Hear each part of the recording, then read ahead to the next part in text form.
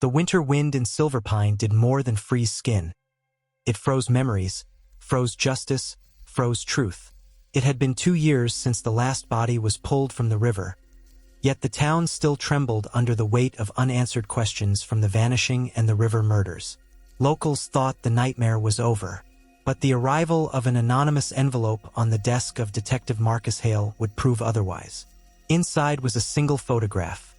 A woman standing on the edge of Blackwood Bridge at dawn, her back to the camera, her hair a familiar auburn. In the corner of the picture, a faint reflection in the water showed a man's shadow behind her. No note, no explanation, just a date written in smudged ink. December 14th. Marcus Hale was a man of precision and control.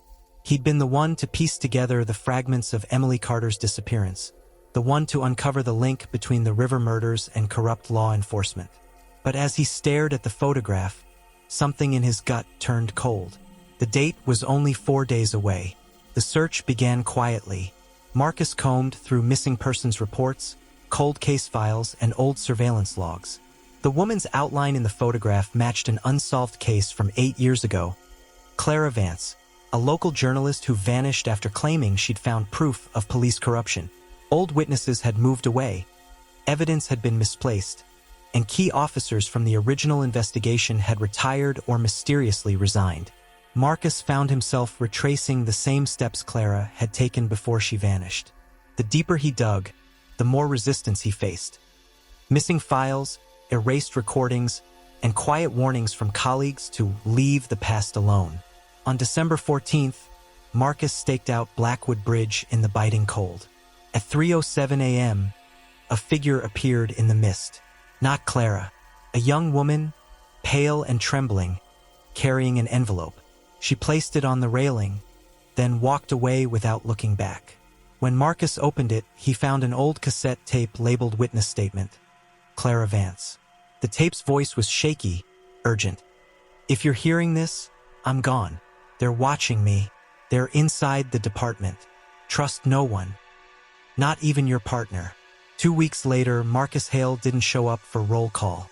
His apartment was unlocked, his coffee still warm, his badge on the table. No signs of struggle, no signs at all. But in the center of his kitchen counter was a small, weathered notebook with Emily Carter's name on the first page. Detective Laura Finch, Hale's longtime colleague, took over the case. She knew Marcus was no runaway. If he vanished, it meant he'd gotten too close. But she also knew the department was tainted. The same shadow that silenced Clara Vance still lingered.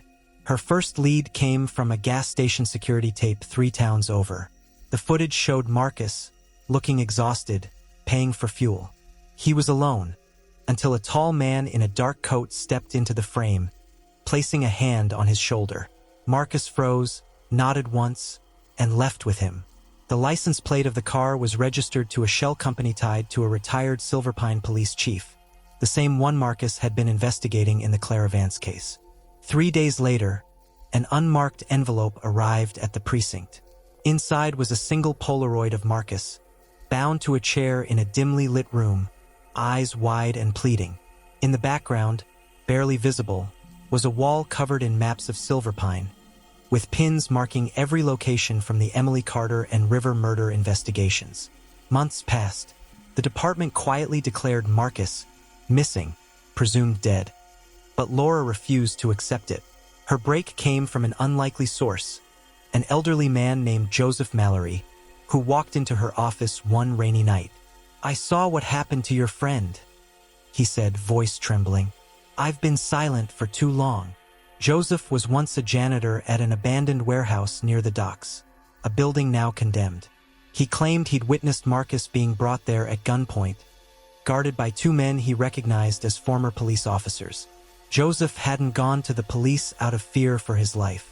But what pushed him to speak now was a series of strange packages he'd been finding outside his door, each containing a single object wrapped in plastic.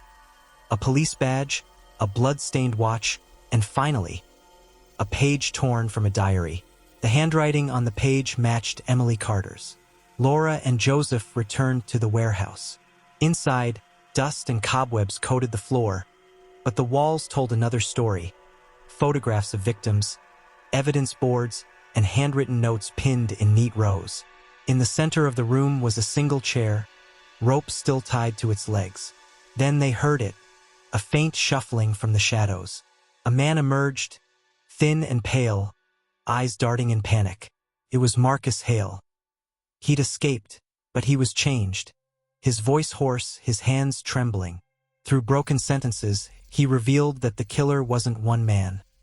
It was a network, a web of former and current officers, officials, and townspeople who kept each other's secrets. The monster from the early cases had only been a piece of a much larger machine. And the diary page?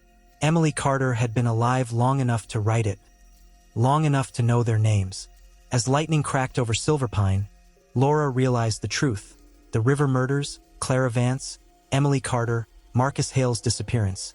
They were all chapters in the same book.